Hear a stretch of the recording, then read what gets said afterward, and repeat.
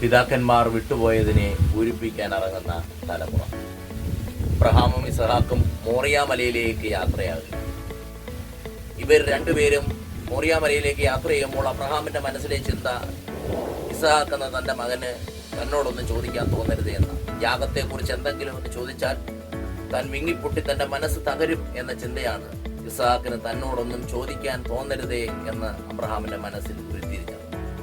എന്നിരുന്നിട്ടും ഇസഹാക്ക് എന്ന മകൻ ഒരു ചോദ്യം അബ്രഹാമിനോട് ചോദിച്ചു. ഒരു ചോദ്യമേ ഇസഹാക്ക് അബ്രഹാമിനോട് ചോദിച്ചു, അപ്പ, തീയുണ്ട്, വിറകുണ്ട്, കത്തിയുണ്ട്, യാഗത്തിനുള്ള ആട്ടിൻകുട്ടി എവിടെ? ഈ ചോദ്യത്തിലാണ് അബ്രഹാം എന്ന ആത്മീകൻ, അബ്രഹാം എന്ന ഭക്തൻ ജയിക്കുന്നത്. എന്താണ് ആ ചോദ്യത്തിന്റെ അർത്ഥം?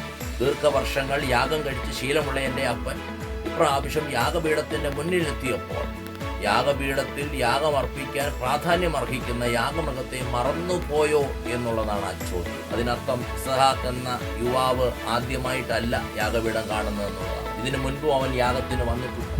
എന്തൊക്കെ യാഗത്തിൽ ദൈവപ്രസാദം ചൊരിയപ്പെടേണ്ടതിന് വേണ്ടതാണ് എന്നുള്ളത് അവന്റെ മനസ്സിൽ കുറിച്ചിട്ടുണ്ട്. നമുക്ക് മുൻപേ ആത്മീയത്തിൽ നാം വിട്ടുപോയതിനെ പൂരിപ്പിക്കാൻ ഒരു തലമുറ എഴുന്നേൽക്കുന്നെങ്കിൽ അവിടെയാണ് നാം ജയിക്കുന്നത്.